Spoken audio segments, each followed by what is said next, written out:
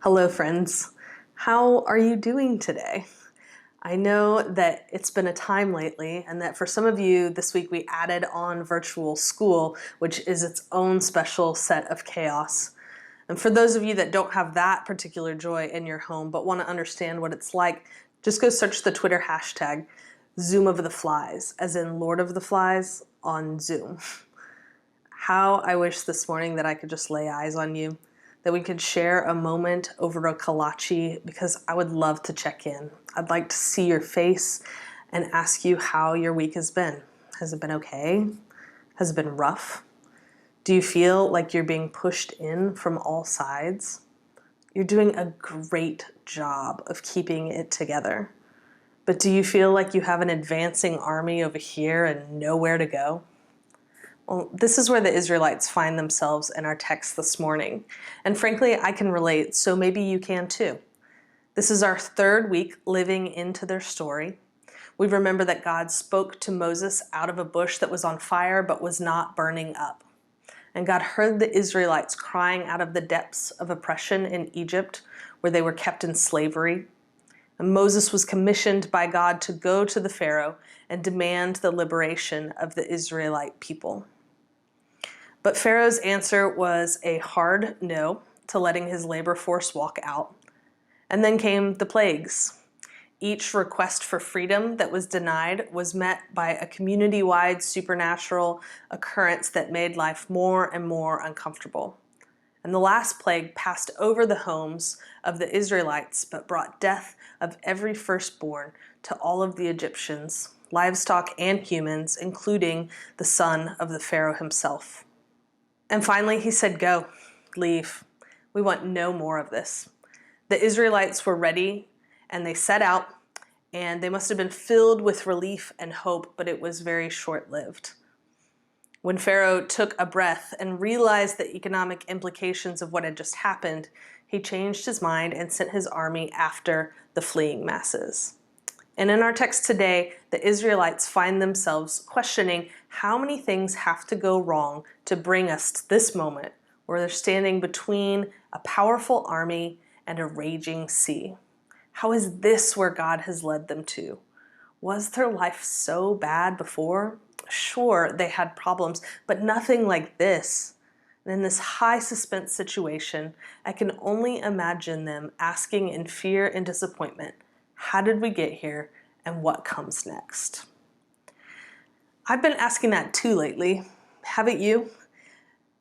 Don't make the mistake of saying that things can't get worse, because 2020 continues to surprise us with its ability to continually ramp up levels of disappointment.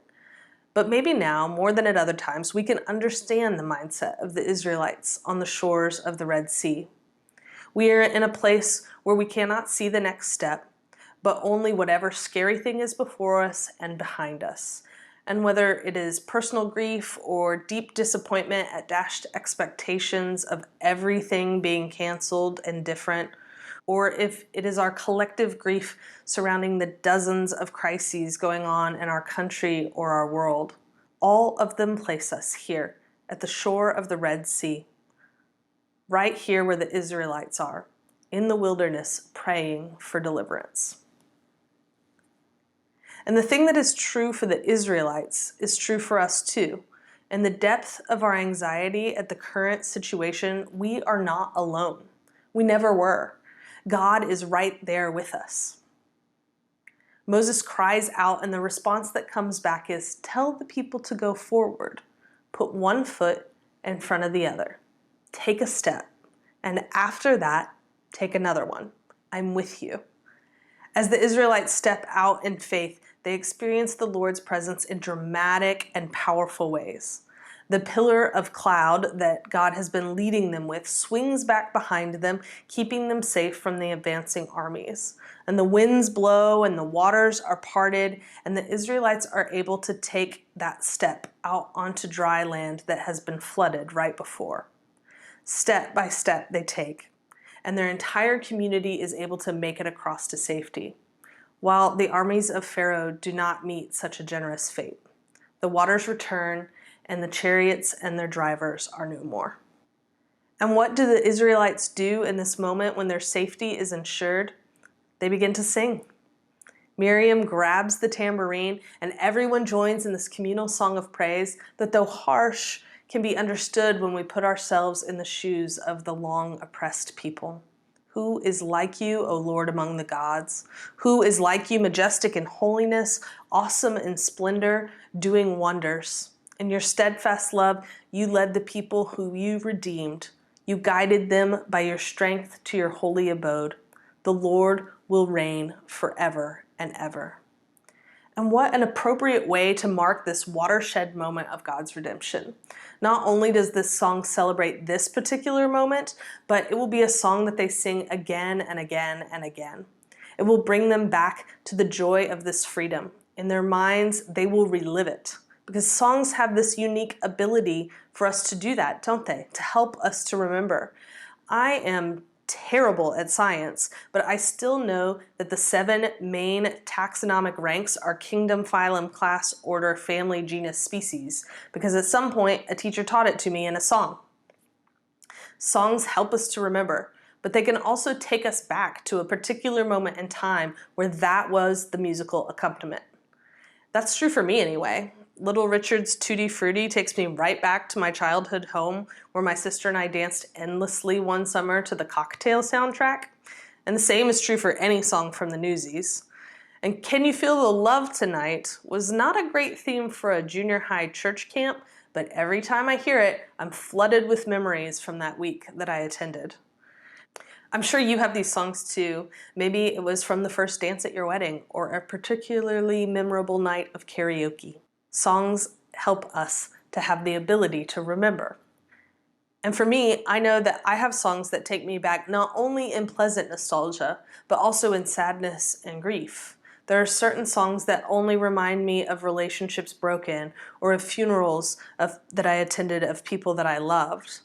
I will never forget getting off the phone with one of my closest friends who called distraught to let me know about her miscarriage. I hung up and cried with lament at the song playing through my car speakers, Reason to Sing by All Sons and Daughters.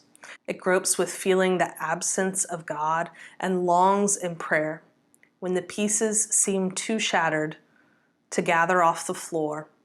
I need to know that you're still holding the whole world in your hands. I need a reason to sing. Clifton Stringer writes, the victory song sung by Moses and the Israelites in Exodus 15 is not just a declaration of a one-time memory of Israel's deliverance from slavery in Egypt. It's also a song and story the Jews remember again and again, oftentimes in times of turmoil, pain, suffering, and apparent defeat. Into our present time, Israel is formed to constantly remember the deliverance from Egypt and slavery. It is always a present salvation. God has not only saved our mothers and fathers, God has delivered us from slavery in Egypt. That's the spirit of Jewish identity formation. It is renewed in the existential present in every generation, and it's done so at least in part in song. Songs can help remind us that our current circumstance isn't the way that it's always been, and that it's not the way it will always be, but that in this moment we are not alone. Just as God was with the Israelites when all seemed lost, God is with us now. Singing our stories helps us to remember this.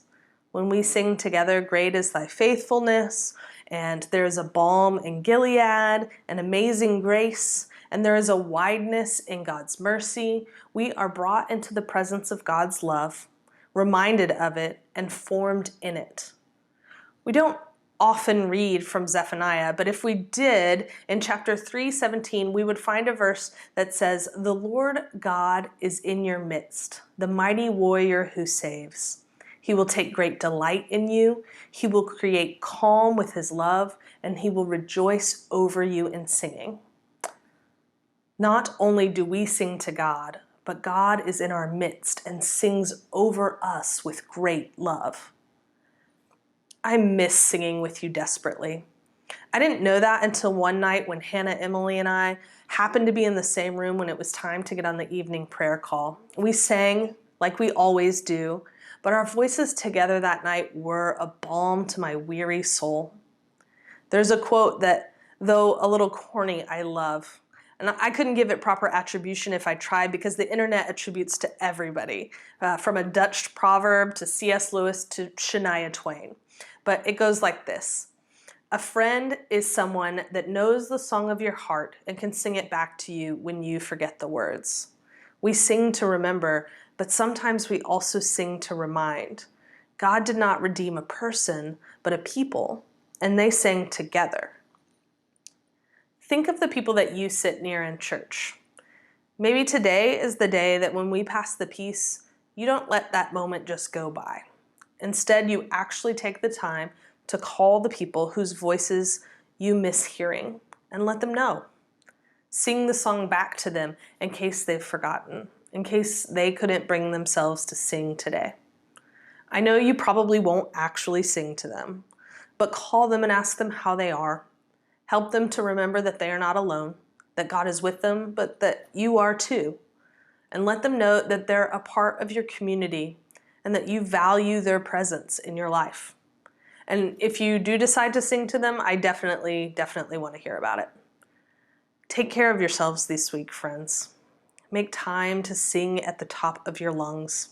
Sing to each other, and remember that you are not alone, that the God who takes great delight in you is present and singing over you today. Amen.